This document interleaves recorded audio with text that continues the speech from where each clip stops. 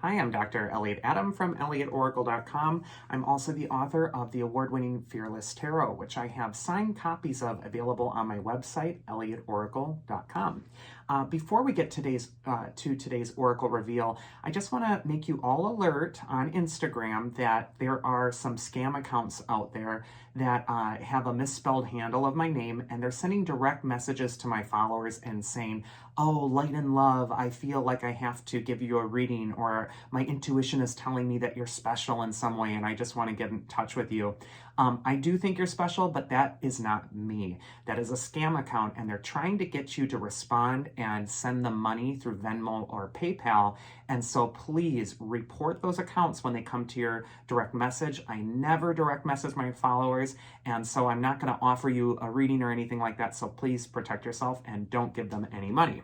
And with that housekeeping done, let's get into today's Oracle reveal. So today on Instagram, I placed up a photo of 3 animals and asked you to use your intuition and ask yourself which animal is calling to you, because that animal has your message. And the animals were the hummingbird, the horse, and the hedgehog. So if you're just joining me now, ask yourself which animal's getting in your brain and not letting up, because that animal has a message for you.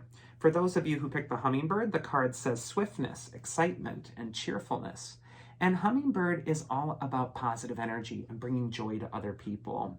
So if you're attracted to hummingbird, it could be time to elevate the energy. It could also be time where you remember to smile or to make other people smile. And also, hummingbird is just about allowing yourself uninhibited joy. So whatever really fills your heart with that, really, it's time to make more time for that in your life. The first card for hummingbird is where it's best to place your focus. And we got the sensitive Queen of Cups. And the Queen of Cups is telling you to trust your feelings, trust your instincts. Of all the Cups cards in the tarot, the Queen of Cups puts her feelings in the most elaborately decorated chalice in the tarot. It looks like the Ark of the Covenant or something. There's angels on it. It's gilded. And this means that the Queen of Cups values her feelings. She doesn't just think through life, but she really allows it to settle in her emotions.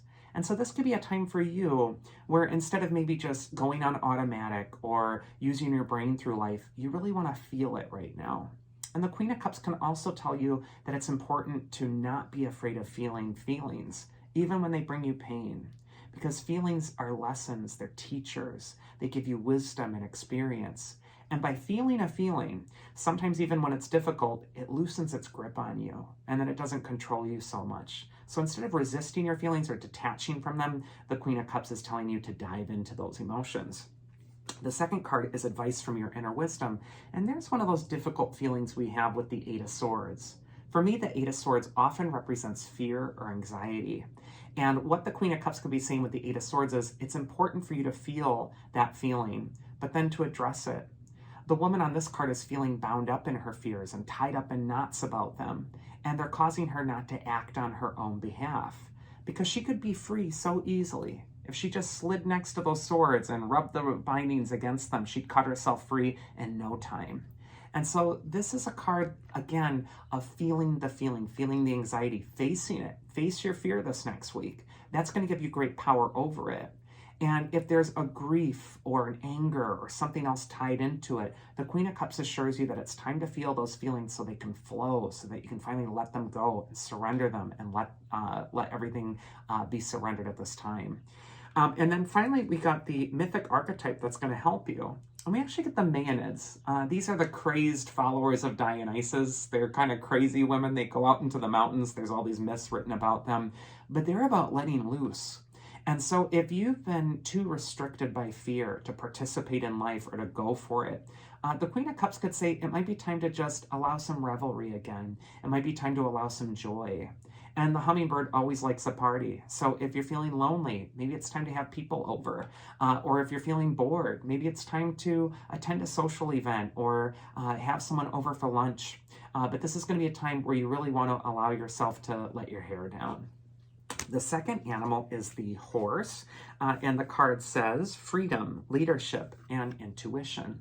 And horse is about leadership. It's about standing tall and what makes you a leader and what makes you important. The horse is also a card of magical assistance, and it's saying that the assistance that you need will always be available to you when you're asking for it. So this could be a time that you're really looking to spirit or even looking to other people for a helping hand or to find your way through the current obstacle. First card for horse is where it's best to place your focus. We actually got the Ten of Swords. Much like the Eight of Swords, the Ten of Swords is hard to look at. We see this figure with these 10 swords in his back. And the swords in the back represent uncomfortable things that this person wasn't facing. He was turning his back on them. And inevitably, when we avoid something that's really uncomfortable, it catches up with us. And so the Ten of Swords is a card of being prepared, of turning around and shining a light on the very thing that you're avoiding. And instead of becoming a victim of the thing you're avoiding, it's time to really look it straight in the eye and tell it, I'm not afraid of you. The Ten of Swords also shows that little mudra, the hand signal there, that we see as well on the Hierophant card. The Hierophant rules rites of passage, and so does the Ten of Swords. But whereas the Hierophant represents rite of passage that you will choose, the Ten of Swords represents rites of passage you didn't choose. Sometimes stuff just happens. Sometimes there's a difficulty or a challenge. And yet it's also a card of change, and it's telling you the importance of facing the difficulty, facing the challenge, and not facing away from it. The second card is advice from your inner wisdom, and no kidding, there's the Hierophant. So you'll notice he's got the same hand signal as the figure on the Ten of Swords. And this is just light and dark energy here. You have a choice, really, this next week if you picked horse. You can be a victim to the changes that are happening to you right now and throw up your hands and cry about it, or you can actually face it and accept it and bless it. It could also be a time to access your higher self, your spirit, and call in your angels, call in your higher power, call in whatever it is that's divine for you. This will really help you have the courage to face the thing that you're avoiding. And then the mythic archetype that's going to help you is Amalthea, and she's the nurturing goddess. In fact, she hid away Zeus when he was a baby in a cave, so his father wouldn't get him. And so this is a card of nurturing, caring for yourself, and also not fearing. This might be a time to really nurture something that might be hidden within you at this time until it's strong enough to grow and be powerful again. But I really think that if you turn to the divine at this time, things are going to work out as if by magic. And then finally, the Hedgehog card says curiosity, energy, and productivity. And the Hedgehog is all about sometimes being more productive, being active with your time. But also for me, the Hedgehog is in his little house. He burrows away. And so this could be a time to come home to yourself or spend time alone. So it might be a time for reflection or journaling or just taking a time out at this time.